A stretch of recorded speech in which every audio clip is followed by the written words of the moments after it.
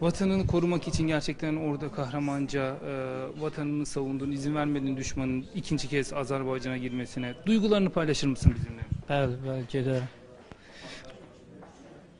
Son nəfəsimə kimi gedərəm.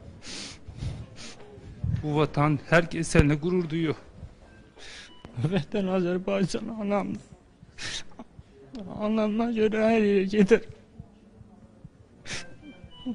Lazım gəlsə məhv eləyəcəm. Canımdan, qanımdan gedəcəm, amma qoymayacam. Onlar sağ qalsın.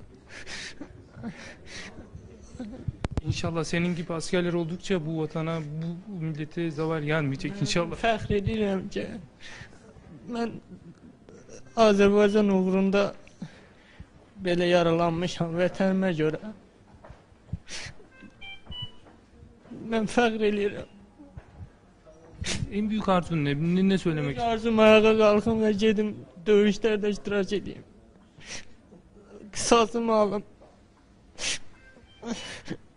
Çok sağ olasın.